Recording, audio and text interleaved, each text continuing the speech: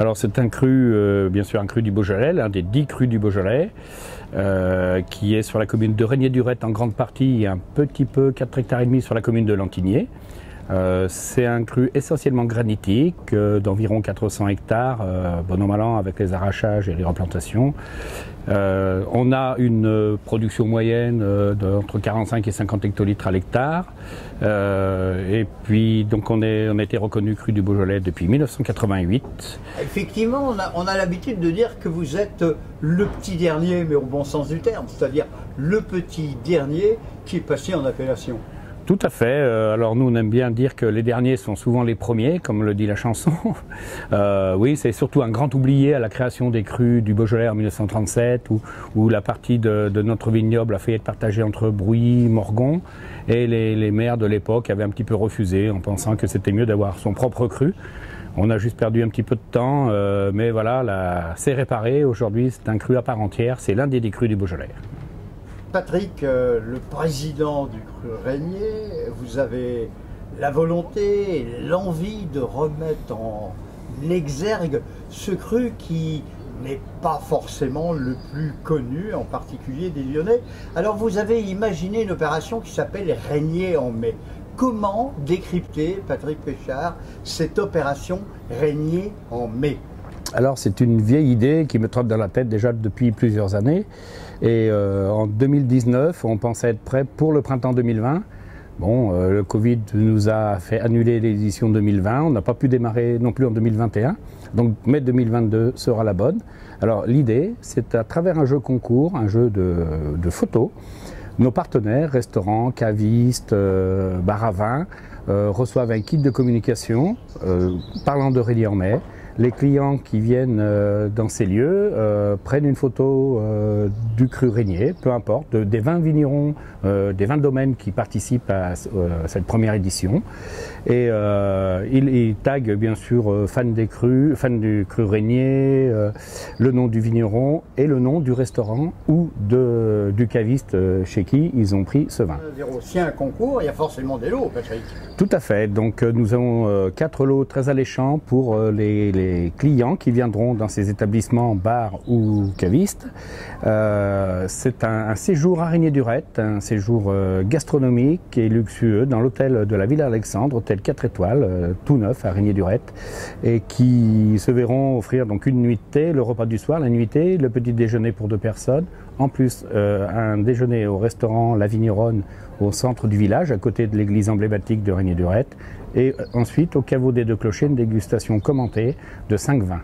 Voilà, pour les 2 premières photos récompensées, et les 2 suivantes se verront récompensées d'un repas gastronomique pour 2 personnes dans c'est le restaurant où nous nous trouvons aujourd'hui, chez le parrain de l'événement de la première édition, chez Christian Tête-Doigt.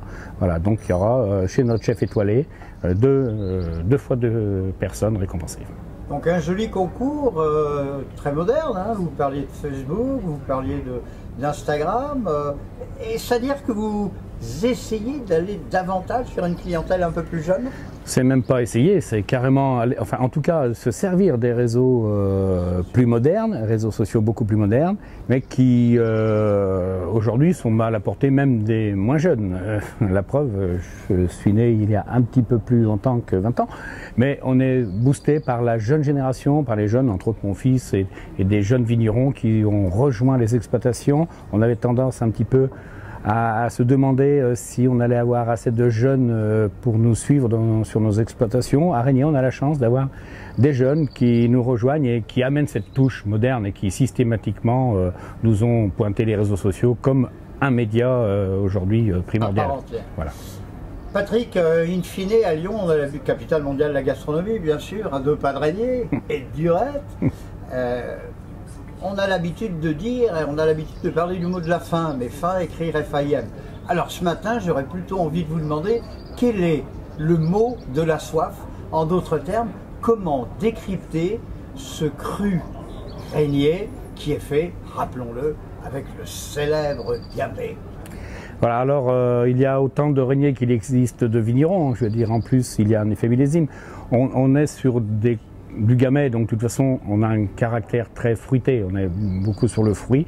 On trouve parmi les producteurs, en fonction des cuvées, des vins de caractère, des vins de facture exceptionnelle sur des élevages longs.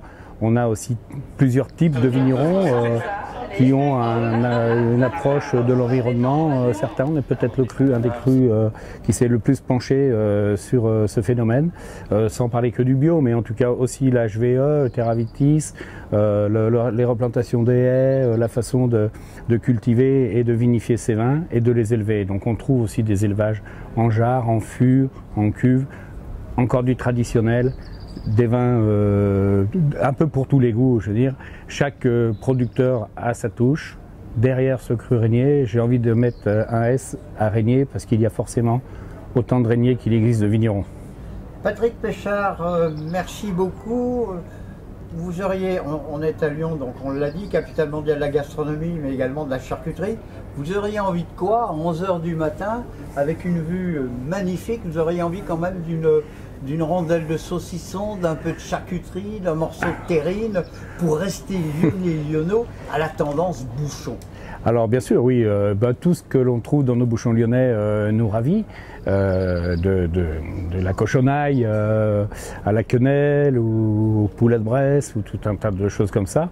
Ici où on est aujourd'hui, j'ai entendu que notre chef Christian Tête-Doigt avait prévu d'allier avec le Régnier pendant cette période du 1er mai au 31 mai avec de la tête de veau et du homard. Donc c'est un mélange assez subtil. Le plat emblématique de Christian Tête-Doigt. Donc il veut vraiment le mettre à l'honneur, mettre le Régnier à l'honneur en le mettant sur ce plat emblématique. Donc c'est, je crois que pour ceux qui viendront découvrir pendant tout ce mois le restaurant Christian Tête-Doigt, ils pourront, je pense, s'adonner à des bons coups de fourchette.